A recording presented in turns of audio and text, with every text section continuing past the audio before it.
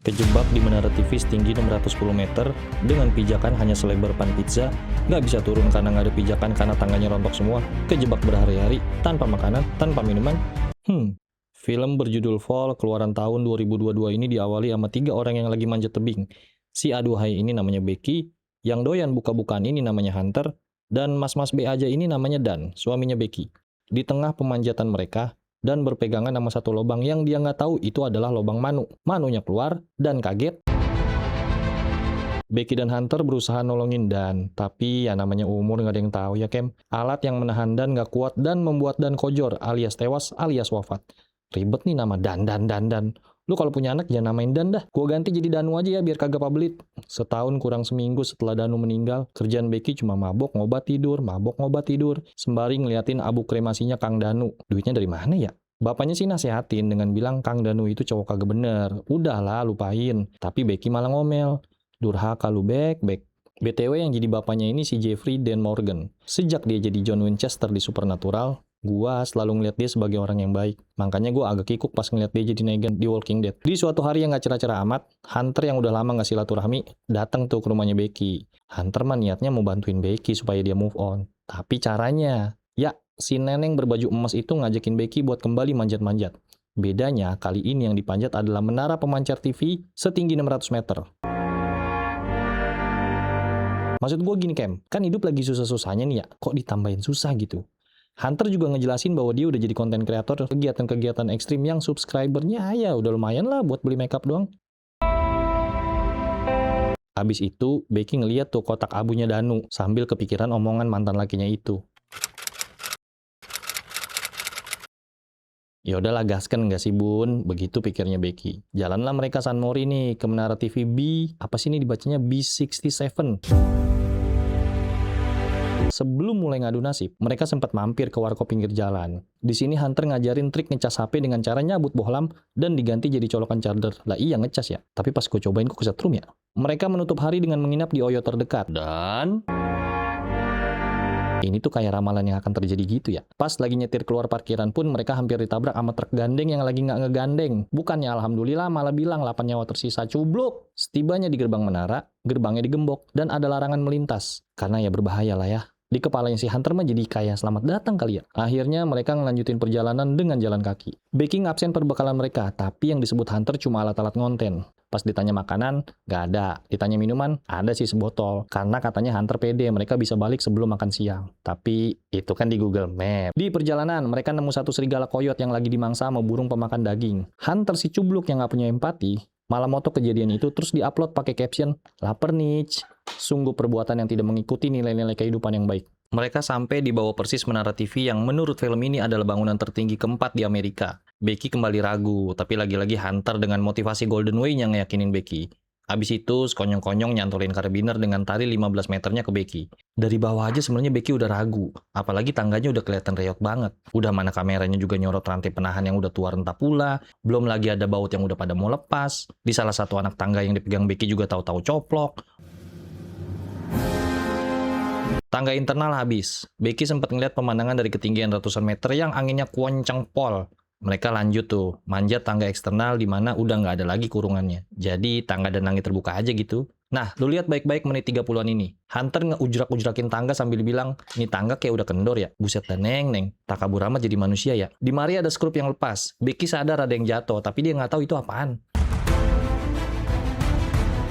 Dan di langkah terakhirnya sebelum sampai puncak, satu skrup lainnya juga lepas, yang bikin itu tangga paling atas udah nggak ada lagi pengamannya. Dan ya, akhirnya mereka pun sampai puncak. Mereka mengabadikan momen itu dengan foto-foto, video. Hunter yang ngerasa kurang puas, kurang mencekam, nambahin lagi challenge-nya dengan gelantungan pakai satu tangan tanpa pengaman sama sekali. Lagi-lagi awalnya Becky nolak ide konyol ini. Tapi Hunter yang oportunisnya setara capres di debat presiden, ngiyakinin Becky dengan bilang, dan ya, Becky pun nurut baik. Sungguh bajigur. Gue sih kagak fobia ketinggian ya, tapi film ini berhasil ngasih ketakutan akan ketinggian yang ampe bikin Joni gue ngilu. Kegiatan berikutnya adalah menyebarkan abu kremasi Kang Danu, berharap Becky bisa move on. Nggak diduga-duga, Hunter juga nangis, yang ngundang kecurigaan. Lah kok? Apakah? Setelah itu mereka niat turun mengakhiri kegiatan hari ini. Pikirkan seblak anget pas kita udah sampai bawah. Karena 2 skrup yang tadi udah lepas, tangga yang dipijak Becky udah nggak ngegrip lagi nih. Alhasil semua tangga dari atas sampai bawah coplok. Syukur alhamdulillahnya, Hunter di sini masih refleks megang tiang. Hunter menilitkan tali karabiner mereka ke tiang. Sempat lepas itu buat nambah ketegangan di film, tapi ya Becky selamat lah. Ya dia kan karakter utama ya. Tapi pas lihat ke bawah, lah tangganya udah pada ngilang semua. Nggak ada pijakan, sinyal juga nggak ada, tas mereka juga ternyata tadi jatuh, minuman ada di situ, makanan nggak ada, mana si Becky nahan pipis. Maksud gua, 2 cewek itu kalau nongkrong, ya mentok nyari seblak aja lah ya, kagak usah ngide manjat-manjat kayak gini, perbekalan minim juga. Ketika disadarin, ternyata paha Becky tadi sempat kebeset besi, luka, mana dalam lagi. Mereka nemu kotak emergensi yang di dalamnya ada teropong sama pistol suar. Sembari nunggu ada harapan, mereka ngobrol, dan di sini Hunter kembali bilang bahwa dia melakukan ini buat Kang Danu. Nah, kecurigaan kedua nih, apakah Hunter sadar bahwa tadi sebelum naik di bawah tuh mereka masih dapat sinyal, dan Hunter ngide gimana kalau kita nulis sesuatu di Instagram dan ngegantungin HP-nya pakai tali 15 meter yang mereka bawa buat pengaman tadi, dengan harapan ke bawahan dikit dapat sinyal. Dan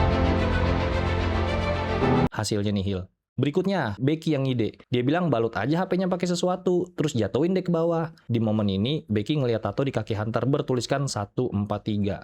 Loh. Itu kan kode yang biasa dibilang Kang Danu ke Becky, yang artinya I love you. Apa ini? Apa? Nggak lama setelah HP tadi dijatuhin, mereka ngeliat om-om bawa peliharaan anjing di dasar menara. Tapi anjing just being anjing. Itu HP cuma dicium-cium, dasar anjing. Si Om juga lagi sibuk teleponan. Berpikir bahwa kesempatan ini nggak boleh dilewatkan, Becky sempat nimpuk sepasang sepatunya ke bawah. Sempat diambil sama si Om, tapi mungkin si Om mikir, paling ini bocah lagi ngebandring layangan gitu ya.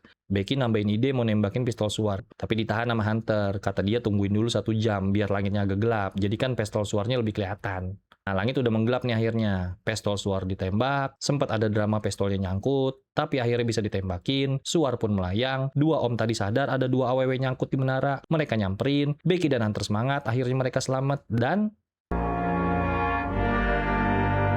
si om-om bukan nyelamatin malah nyuri mobilnya, Kem. Malam pun tiba. Hunter meriksa luka Becky yang darahnya udah menghitam. Becky memberanikan diri dengan nanya maksud tato 143 di kakinya Hunter.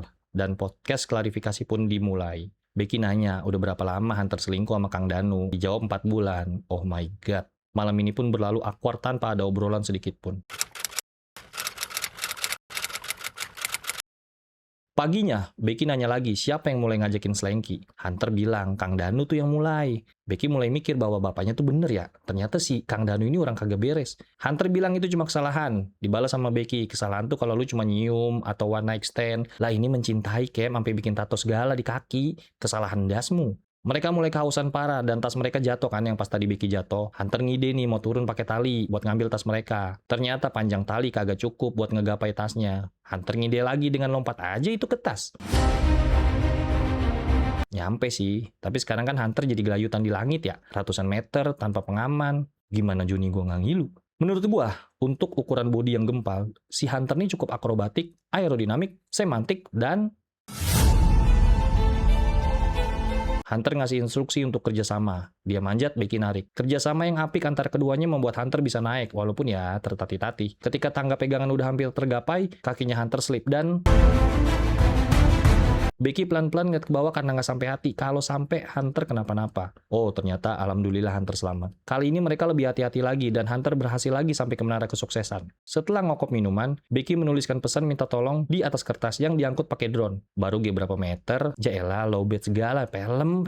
Ya, karena ini mungkin pertolongan terakhir mereka ya. Mereka nggak mau memaksakan keberuntungannya. Akhirnya, itu drone dimundurin lagi. BTW dari tadi, yang nerbangin drone si Becky. Yang nangkep drone juga Becky. Gue tahu sih Hunter tangannya sakit, tapi nggak semua kerjaan dipegang Becky juga kali.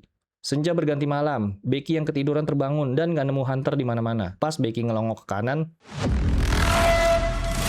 tapi ternyata mimpi. Hunter masih duduk anteng. Film thriller tuh kalau kagak ada adegan mimpi buruk kayak nggak seru apa gimana sih? Mesti ada aja dah. Becky inget life hack dari Hunter soal ngecas HP pakai soket bohlam. Pas banget namanya juga film ya. Ujung menara itu kan bohlam. Becky manjat tuh tiang bohlam. Hunter nyemangatin joget-joget nyanyi Cherry Pie. Dan Becky akhirnya sampai di ujung menara. Dibantu sama cincin kawinnya dia nyolok chargeran drone. Dan